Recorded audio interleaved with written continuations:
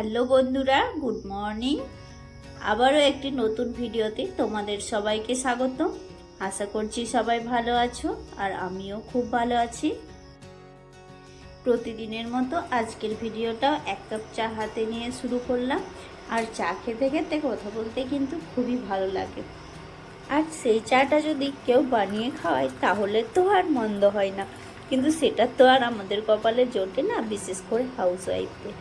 এটা কিন্তু খুব কমই জোটে, হয় যখন বাইরে কোথাও যাওয়া হয় বা বাড়িতে একদিন হঠাৎ পড়ে গেলে তখনই হয়। তো যাই হোক, ফ্রেশ হয়ে চলে এসেছি, এখন চাও বানিয়ে নিলাম। আর চায়ের সাথে সাথে আজ কিন্তু আমি ব্রেকফাস্টটাও সেরে নিচ্ছি। ওই যে একটু কুড়ে কালকে লুচি বানিয়েছিলাম, লুচিগুলো বেঁচে গেছে, তো সেগুলো তো আর ফেলে দেওয়া যায় না, তো সেই জন্য চা তার সাথে লুচি খেয়ে নেব। আর এক্সট্রা করে কোনো ব্রেকফাস্ট বানাবো না। তবে বাচ্চা তো চায়ের সাথে লুচি খুব একটা পছন্দ করে না, তো সেই জন্য ওর জন্য আলু ভাজা বানিয়েছি। তো আলু ভাজা হাজবেন্ডও খাবে আর আমার ছেলেও খাবে। আর ছেলে এখন ঘুম থেকে উঠে পড়েছে, তো ওকে একটু দুধ খাইয়েছিলাম, তারপর পড়তে বসিয়েছিলাম। পড়ার পর ওকে দিয়ে দিলাম খাবারটা। লুচি আর আলু ভাজা পেলে কিন্তু খুব খুশি হয়ে যায়, আর ও নিজের হাতেই তখন খেয়ে নেয়, ওকে আর এক্সট্রা করে খাইয়ে দিতে হয় না।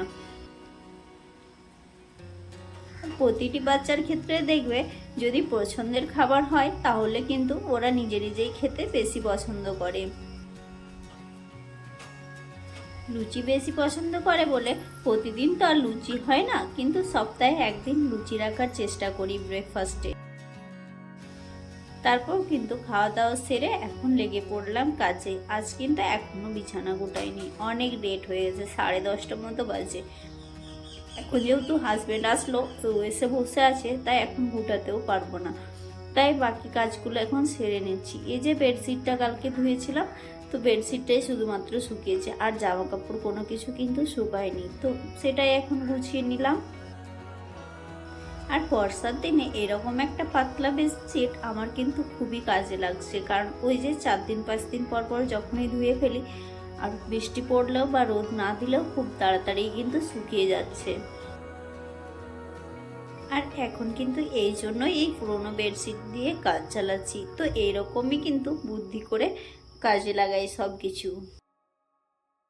আর বুদ্ধি করে একটু কাজ করলে কাজে নিজের ক্ষেত্রে একটু সুবিধাও হয়।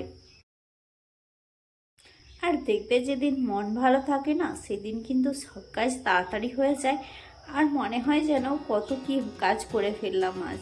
আর যেদিন শরীর অসুস্থ থাকে সেদিন কিন্তু কোনো কিছুই করতে ইচ্ছে করে না, কুড়েমি ভাবটা অটোমেটিকই চলে আসে। সংসারে যার উপর সব দায়িত্ব থাকে, সে যদি হাসি খুশি থাকে না, তাহলে দেখবে বাড়ির সবাই হাসি খুশি আছে, আর কিন্তু সবার মধ্যে একটা অটোমেটিক পজিটিভ মাইন্ডের কাজ করছে।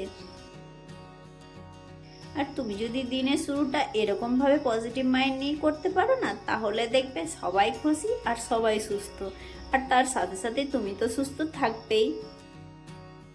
তো এরকমভাবেই কাজ করার মধ্যে দিয়ে কিন্তু আমরা আনন্দ পাই। প্রতিদিন তো একই রকম কাজ, কিন্তু তাতেও কিন্তু আনন্দ থাকে কাজ করার মধ্যে। আর যদি কোনোদিন কাজ না করতে পারি, সেদিন কিন্তু মনটা খুবই খারাপ হয়ে যায়। তো এদিকে দেখো, অনেকটা কাজ সেরে নিলাম, আর তারপরে এখানে কিন্তু একটু জল ঢেলে নিলাম, কারণ ওই যে এখন বর্ষার দিন, তার জন্য অনেক কেঁচো আসছে, তো উপরে উঠে যায়, সেজন্য পরিষ্কার করে ধুয়ে নিলাম। আর উপরটা কিন্তু ধুলাম না, কারণ সাইকেল দুটো রাখা আছে। তারপর চলে আসলাম কিন্তু জামা কাপড় কাচতে। জামা কাপড় শুকোচ্ছে না তো কি হয়েছে, প্রতিদিন তো কাচার আর শেষ নেই, কিন্তু তাও বাইরে কিছুক্ষণ মেলে তারপর সেগুলো আবার ঘরে মেলে দিতে হচ্ছে। এক্সট্রা কোনো কিছু যদিও ধুই না, শুধু যেগুলো প্রতিদিন পরি সেইগুলোই ধুতে হয়। তো যাই হোক, চলো এখন আমি জামা কাপড়গুলো ধুয়ে নিই, তারপর তোমাদের সাথে কথা বলছি।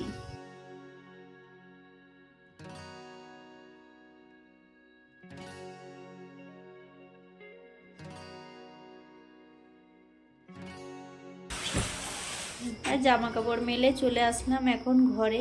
আর এটা তো দেখছো প্রায় দিন খুলতে হয়, কারণ ওই যে এক্সট্রা জামা কাপড় যেগুলো নতুন থাকে সেগুলো রাখতে হয়, তো সেই জন্যই এটাকে খুলতে হচ্ছে। আর আজকেও তার 2-4টে জামা কাপড় ছিল, তো সেগুলোই এখন গুছিয়ে রাখবো। এই যে কুর্তিটা দেখছো, এই কুর্তিটা কিন্তু সেলাই করতে দিয়েছিলাম, ফিটিংস করানোর জন্য।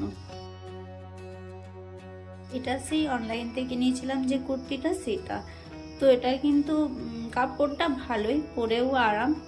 একটাই সমস্যা, প্রচুর রং উঠছে, কারণ এই কালারটা তো যে কোনো জিনিসেরই উঠে, তো অনলাইনের জিনিস পরে কিনা বেশি উঠছে সেটা জানি না, তো কি আর করার, যাই হোক নিয়েছি যখন, পরে কিন্তু ভালোই লাগছে।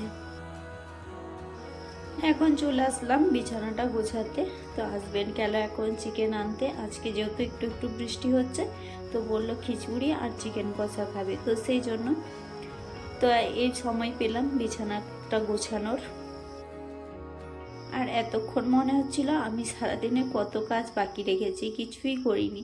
আর এটা হয়ে যাওয়ার পর কিন্তু মনটা অনেকটা ফ্রি হয়ে গেল, আর আমার ঘরটাও কিন্তু সুন্দর লাগছে। হ্যাঁ, আর আজকে কিন্তু হাজব্যান্ড বলেছে চিকেনটা রান্না করবে, তো দেখা যাক, যদি ওর সময় হয় তাহলে কিন্তু ও রান্না করবে, নইলে আমাকে করতে হবে। আর এখন চলে আসলাম কিচেনে, এই যে খিচুড়ি বানাবো তার জন্য সব রেডি করে নিচ্ছি। আর বর্ষার দিনে আর শীতের দিনে দেখবে একটু ঠান্ডা ঠান্ডা আবহাওয়া থাকলে খিচুড়ি খেতে কিন্তু খুব ভালো লাগে। আর আমি খিচুড়িটা কিন্তু আগে সিদ্ধ করেই বানাই, এই জন্য একটু আলু আর ফুলকপিটা দেখো ভেজে নিচ্ছি। আর সেরকম কিছু দেওয়ার মতো সবজি ছিল না, তো এটা দিয়েই করছি। আর সয়াবিন দিয়ে দেবো একটু। তো এদিকে খিচুড়িটাকে সেদ্ধ হতে বসিয়ে দিলাম। আর তারপর যে জিরে গুঁড়ো মশলাটা শেষ হয়ে গেছিলো, তো ভাবলাম সেটাই এখন একটু বানিয়ে নিই, যেহেতু হালকার মধ্যে আছে, সেই জন্য এখন মশলাটা বানাতে শুরু করলাম। এই যে জিরে গুঁড়ো, ধনে গুঁড়ো বা যাই মশলা বলো না কেন, আমি বেশিরভাগটাই কিন্তু ঘরের বানানোটাই ইউজ করি, খুব একটা প্যাকেটের ব্যবহার করি না। তো যে লঙ্কার গুঁড়ো একটু আছে কালারের জন্য দেওয়া হয়, কাশ্মীরি লঙ্কার, সেটারই প্যাকেট আছে, আর সেরকম কিছু ব্যবহারই করি না। প্যাকেট মশলার থেকে কিন্তু গুঁড়ো মশলা করে খাওয়া অনেক ভালো। আর এর মধ্যে কিন্তু রান্নাটা কমপ্লিট করলাম না, ওই রকমই রেখে তারপর স্নান করতে চলে গেলাম। খিচুড়িটা যেহেতু প্রেসার কুকারে বসিয়েছিলাম তখনও খোলেনি সিটিটা, সেই জন্য।